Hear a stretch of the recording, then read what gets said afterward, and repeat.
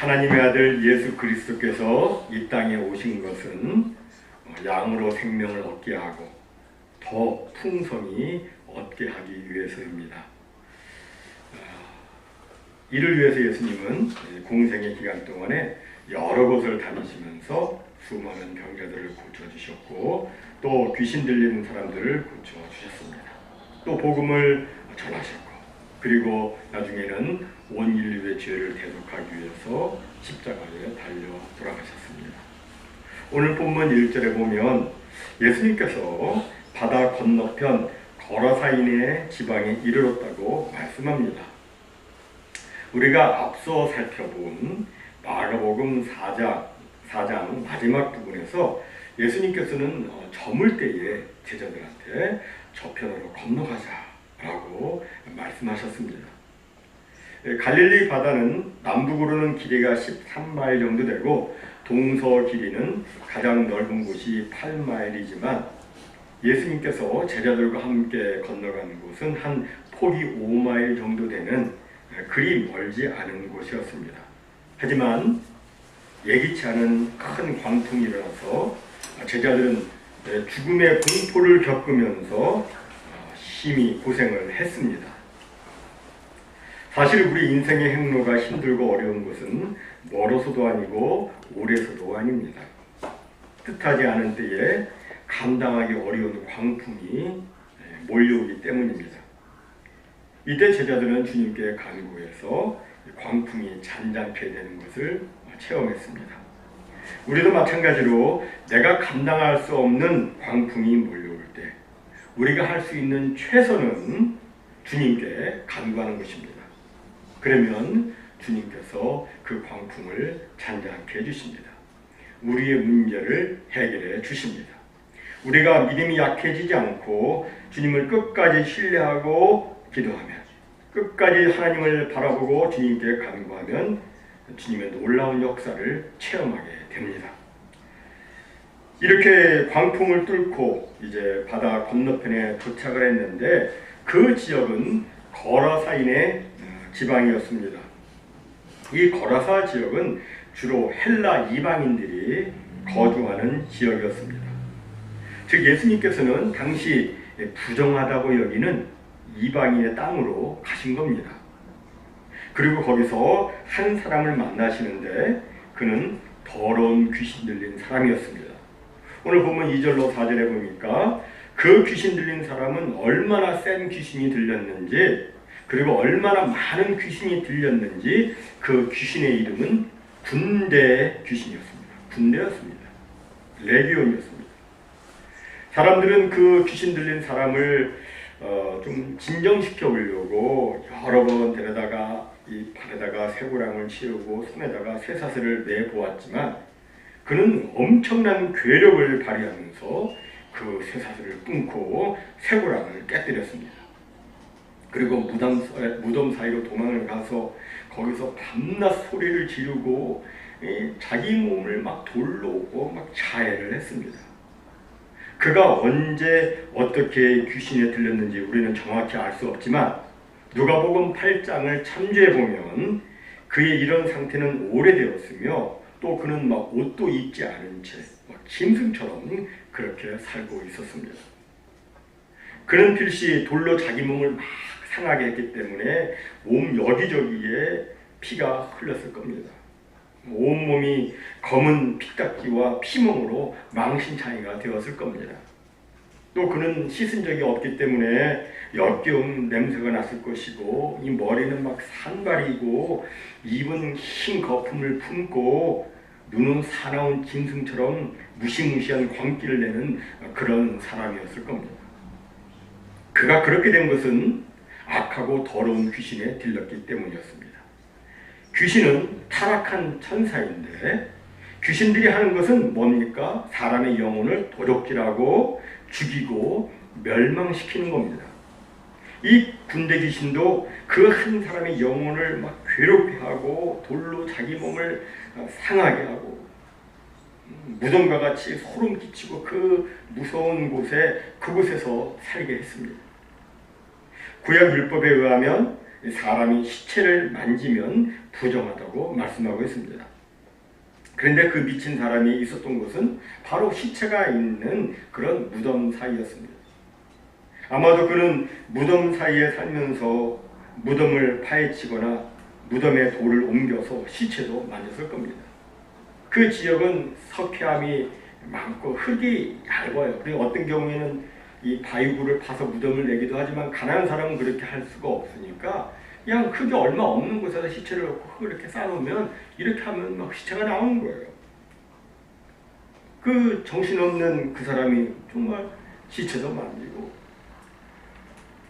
그런 한마디로 어떤 상태입니까?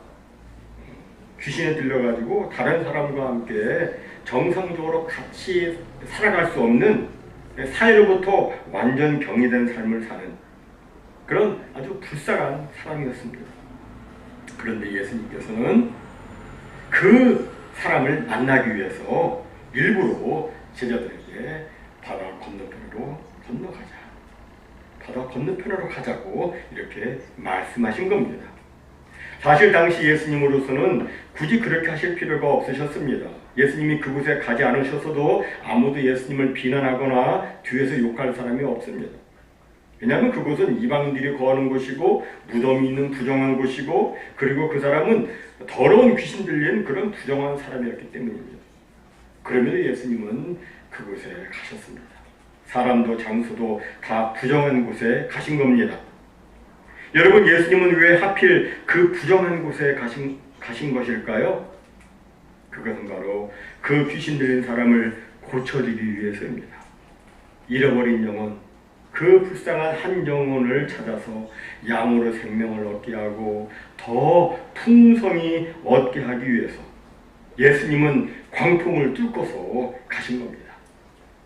예수님은 바다 건너편에서 그 귀신 들린 사람의 그 처참한 몰골을 보셨을 겁니다. 극심한 영적 고통 속에서 괴로워하고 막 소리를 지르며 신음하는 그 소리를 예수님은 들으셨을 겁니다. 그래서 예수님은 그를 불쌍히 여기셔서 그를 구원하기 위해서 건너편으로 가신 겁니다.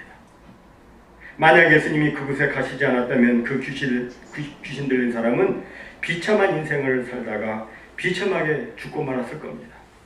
그리고 비참한 영원 지옥 형벌을 받고 말았을 겁니다. 하지만 예수님께서는 그를 찾아가셔서 그를 고쳐주시고 그에게 새 생명을 주셨습니다. 예수님은 이처럼 이 땅에서 사시는 동안 잃어버린 영혼, 불쌍한 영혼들을 위해서 사셨습니다. 사람들 보기에는 아무 가치도 없고 아무 쓸모도 없고 그저 망가지고 부서진 인생들을 위해서 사신 겁니다. 예수님께서 배에서 내리시니까 이제 귀신들도 영적으로 뭔가 느꼈겠죠. 네, 그래서 이 귀신 들린 사람이 열린 무덤 사이로 멀리서 이제 무덤 사이에서 나왔습니다. 예수님께서는 그 사람을 보는 순간 귀신에게 말씀하셨습니다. 더러운 귀신아, 그 사람에게서 나오라. 그러자 그 귀신 들린 사람이 예수님께 나와서 막 나와가지고 절하면서 간청을 합니다. 성경에 보니까 지극히 높으신 하나님의 아들 예수여, 아직 때가 안 되었는데 우리를 괴롭게 하려고 여기 오셨습니까? 저희를 이 지방에서 내보내지 마시고 대신 저 산비탈에 있는 돼지떼에게 들어가게 해주소서. 여기 이 지방에서 내보내지 마시고를 의사 누가는 무적행으로 들어가라 하지 마시고라고 설명해 놓았습니다. 무적행은 어떤 것입니까? 무적행, 가테미스 빛. 이것은 장차 마귀와 그의 졸개 타락한 천사들이 갇혀서 고통을 받게 되는 장소입니다. 그러니까 아직 때가 안 되었으니까 저희들을 그 무적행에는 보내지 마시고 그냥 여기 있게 해 주십시오. 이렇게 간청을 한 겁니다. 예수님께서 허락하시니까 더러운 귀신들이, 그 많은 귀신들이 그 사람에게서 나와가지고 막 돼지떼기로 들어갔습니다.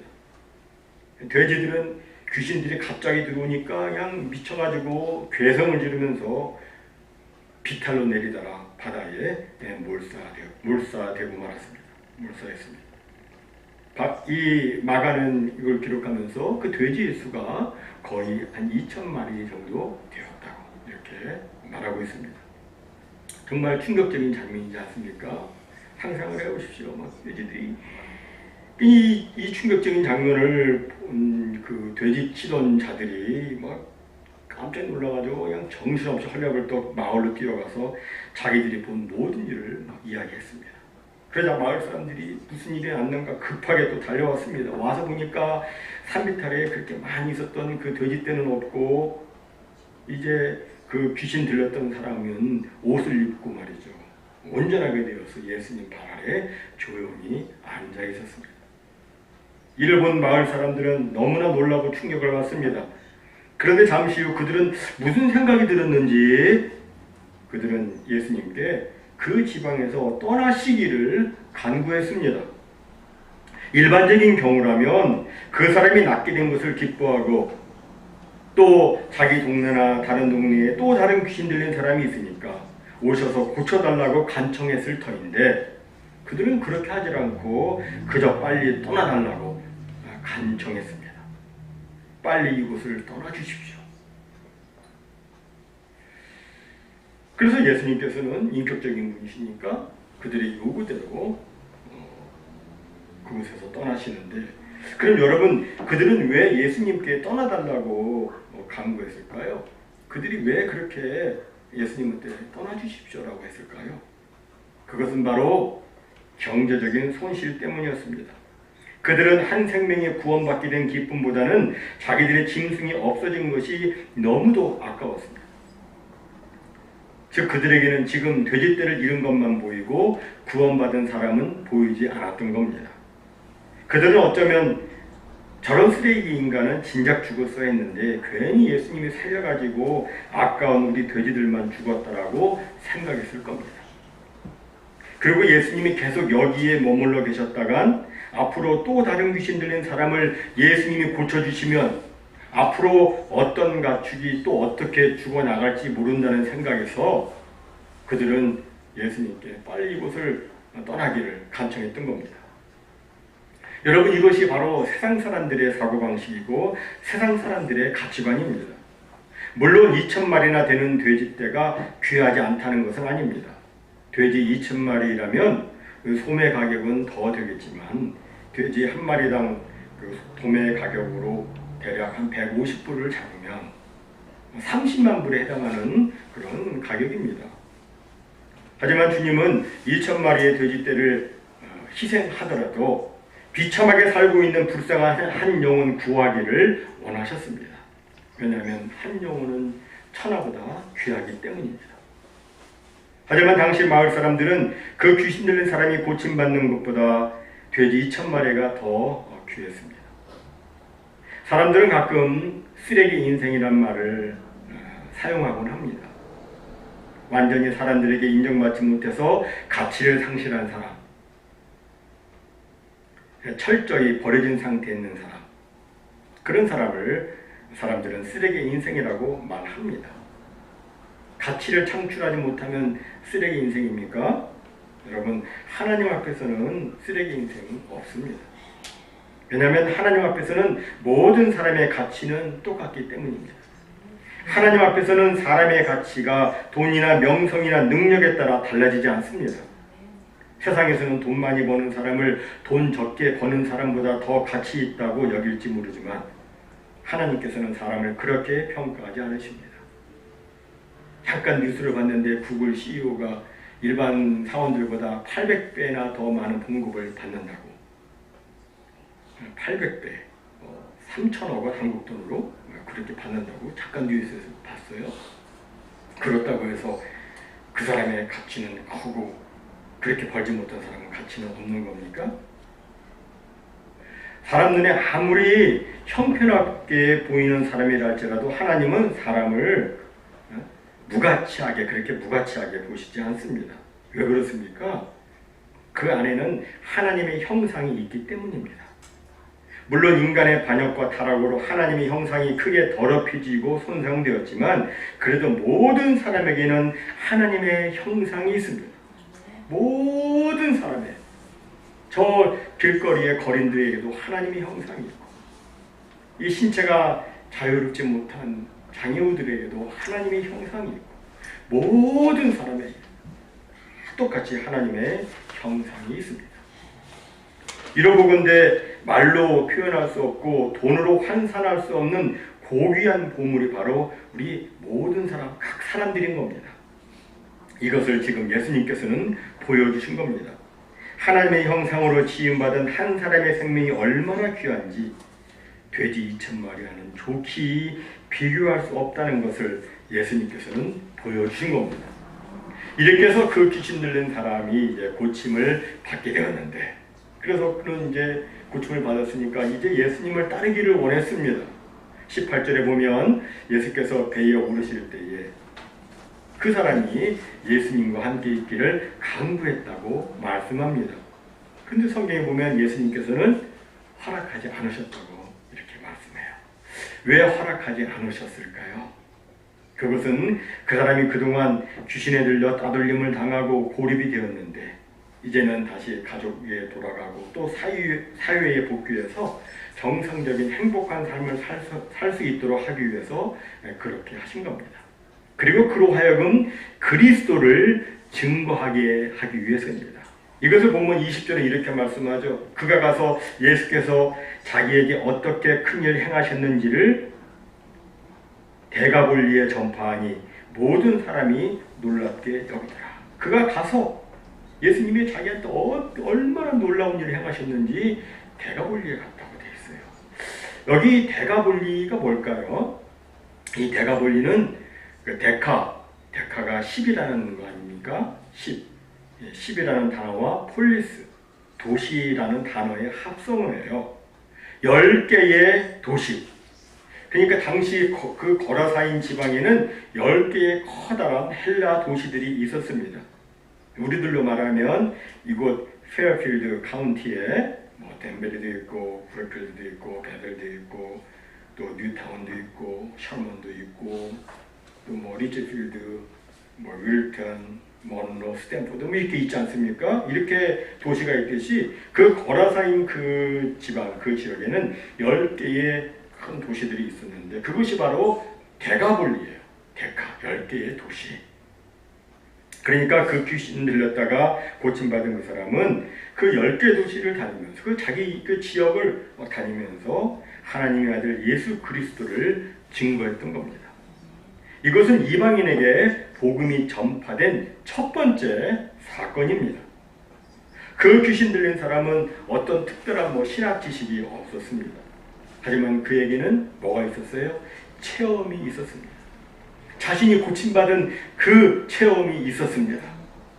그는 사람들에게 말하면서 하나님이 얼마나 자기를 불쌍히 여기셨으며 어떻게 하나님의 아들 예수 그리스도께서 자기에게 큰 일을 행하셨는지를 생생하게 증언을 했던 겁니다. 아마도 그는 예수님을 전하면서 예수님은 한 영혼을 얼마나 귀하게 여기시는지 2,000마리의 돼지떼를 희생시켜서라도 한 영혼을 구원하시는 분이라고 그렇게 말했을 겁니다. 나는 정말 어둡고 괴롭고 아주 비참하게 살고 있었는데 이런 나를 희망과 빛으로 온전히 바꿔주신 분이 바로 예수 그리스도이시라고 이렇게 증거했을 겁니다. 그리고 또 그는 예수님은 얼마나 강하신지 귀신들도 예수님 앞에서는 두려워서 엎드려 절하고 그 앞에서 순종했다라고 이렇게 말했을 겁니다. 내가 그분을 알기 전 그분은 나를 아시고 고통당하고 괴로워하고 신음하는 나를 위해서 주님이 나를 찾아오셔서 나를 고쳐주셨다. 이분이 바로 하나님의 아들 예수 그리스도라고 이렇게 증거하면서 그는 예수님을 전파했을 겁니다. 사랑하는 성도 여러분, 제가 알기에 여러분들은 각기 예수님을 믿고 난 다음에 자신의 삶 속에서 변화된 모습들이 다 있으실 겁니다. 내가 전에는 이랬는데 마음이 눌렸고 힘들었는데 정말 이렇게 괴로웠었는데 영원한 생명을 알지 못해서 정말 내 인생 어디서 왔다가 어디로 가는지 알지 못해서 나는 정말 방황했는데 주님께서 나에게 생명의 빛을 보여주셔서 나에게 영생의 소망을 갖게 해주시고 그래서 또 나의 삶이 이렇게 변했다라고 하는 그런 간증이 있을 겁니다. 그것을 가감없이 있는 그대로 전하는 것이 바로 전도인 겁니다. 전도는 특별한 신학 지식이 없어도 됩니다. 지금 이 세상은 예수님의 가치보다 돼지들의 가치를 더 중요하게 생각하는 시대입니다. 내가 예수 믿어 변화되는 것보다 내 물질이나 시간이 손해날까봐 대충 신앙생활을 하거나 신앙을 포기하는 시대가 바로 지금 이 시대입니다. 특히 코로나 전염병 이후 사람들에게 신앙 무용론에 이 썩은 생각이 급속도로 확산되고 있습니다. 신앙생활 아무 소용없고 별 의미 없다는 생각이 이 전염병처럼 팬데믹 전염병보다 더 무섭게 그렇게 지금 번져가고 있습니다. 이게 마지막에 나타날 현상이라고 주님은 미리 말씀하셨어요. 그래서 주님께서 뭐라고 말씀하셨습니까? 인자가 올 때 믿음을 보겠느냐라고 하셨어요. 인자가 올 때 믿음을 보겠느냐? 무슨 말씀입니까? 과연 예수님께서 다시 오실 때 세상에서 믿음을 가진 자를 찾아볼 수 있겠는가? 이런 말씀입니다. 여러분, 지금 이 시대는 예수의 가치, 믿음의 가치를 우습게 보는 시대입니다.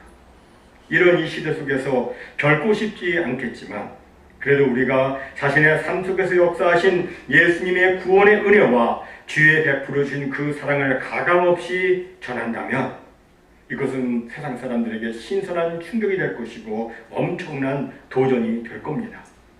모쪼록 자신의 날마다의 삶 속에서 내가 경험한 그 예수님을 증거해서 많은 사람들이 그 간증을 듣고 하나님께 영광을 돌리고 주님 앞에 돌아나오게 되는 이 놀라운 역사가 우리 삶 가운데 풍성하게 나타나기를 주님 이름으로 축원합니다. 아멘.